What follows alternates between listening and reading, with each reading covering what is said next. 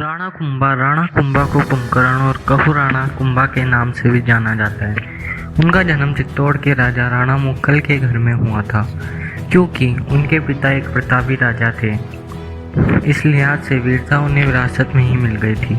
आगे 1431 ईस्वी में उनके पिता की मृत्यु हो गई, तो 1433 में वे मेवाड़ की गद्दी पर बैठे और सबसे पहले अपने दुश्मन देवड़ा चौहानों को हराकर आबू पर अपना कब्जा जमाया। इसके बाद वे मालवा की तरफ आगे बढ़े और सुल्तान महमूद खिलजी को बुरी तरह से हार का स्वाद चखाया। अपनी जीत को यादगार बनाने के लिए उन्होंने चित्तौड़ में एक कीर्ति स्तंभ बनवाया, जो कि बहुत विख्यात है।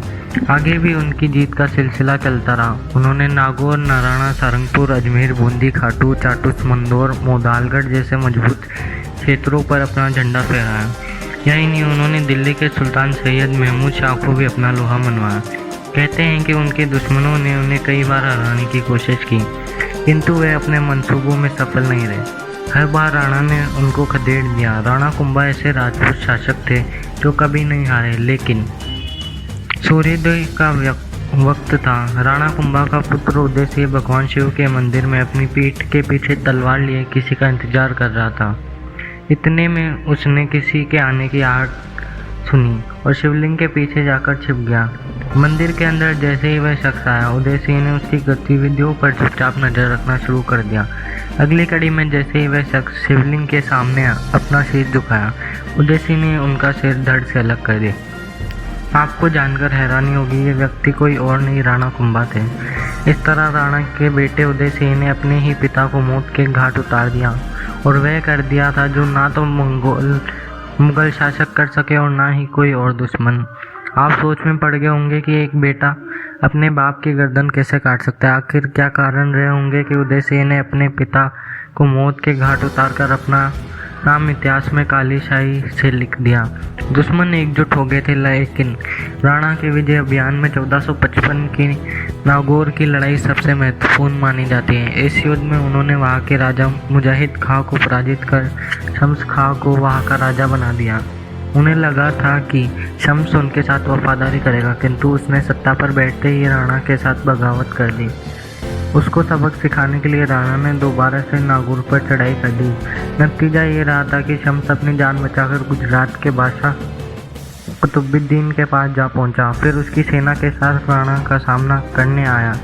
उसे लगा था कि वह राणा से युद्ध जीत लेगा, लेकिन राणा की तलवार ने उसकी सेना के छक्के छुड़ा दिए। अतः ये युद्ध राणा के नाम रहा। ये समाचार जैसे ही गुजरात के राजा कुतुबुद्दीन को मिला, उसने 1456 ईस्वी में राणा पर खुद धावा बोल दिया। राणा ने उसे भी धूल चटा दी और आगे बढ़ गए।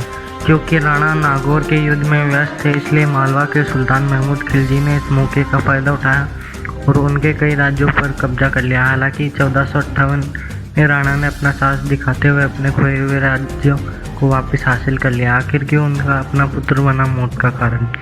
35 वर्ष की अल्पायु में नागौर जैसे कई युद्ध अपने नाम करने के कारण राणा कुंभा राजस्थान के एक ऐसे शासक बन चुके थे जिनको हराना नामुमकिन सा बन गया था।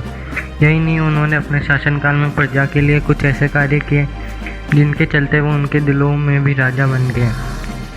उनके द्वारा मेवाड़ में कुल 32 दुर्ग बनाए गए हैं। इनमें चित्तौड़गढ़, कुंभलगढ़, अचलगढ़ कुछ बड़े उदाहरण हैं। इस प्रकार राणा की यश कीर्ति चारों ओर फैल गई। साथ ही ये संदेश दिया कि जब तक वे जिंदा है तब तक मेवाड़ की गद्दी पर कोई दूसरा नहीं बैठ सकता। ये संदेश शायद राणा कुंभा के बड़े बेटे उदय सिंह के गले से नहीं उतरा। वे राणा के विपरीत अति महत्वाकांक्षी और क्रूर था। वे मेवाड़ की बागडोर अपने हाथों में चाहता था, जो कि पिता के होते हुए संभव नहीं था। उसने सोचा कि जब तक राणा जिंदा है वह राजा नहीं बन सकता। मुश्किल ये भी थी, उन्हें मारना किसी के बस की बात नहीं है। इस कारण उसने खुद ही अपने पिता की मौत की साजिश रच डाली। वह जानता है कि उसके पिता रोज सुबह पूजा के लिए अपने भवन के पास मौजूद मंदिर में जाते हैं। यही एक समय होता था जब उनके साथ तलवार नहीं होती थी, इसलिए आज से उनके पुत्र उदय सिंह ने उसके लिए पूरी योजना बनाई और मंदिर जैसे पवित्र स्थान को 1468 में अपने पिता के खून से लाल कर दिया। पिता की मौत के बाद उदय सिंह सत्ता काबिज करने में तो सफल रहा, लेकिन वह उस गद्दी को अच्छे से संभाल नहीं पाया। अपनी कमज़ोर पकड़ और अकुशलता के कारण उसने अपने शासन के 5 साल के भीतर ही मेवाड़ के बड़े हिस्सों को खो दिया। दिलचस्प बात तो ये थी कि उसकी मौत भी अजीब ढंग से हुई।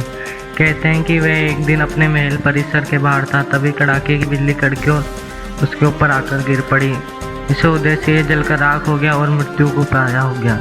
लोगों की ऐसी मान्यता है कि राणा कुंभा खुद बिल्ली बनकर उसके ऊपर बरसे थे और अपनी हत्या का बदला लिया। राणा के शरीर को उनके बेटे उदय ने भले ही खत्म कर दिया था, लेकिन इतिहास में राणा हमारे उनकी शौर्यता की कहानी हमेशा युवाओं को प्रेरित करती रही।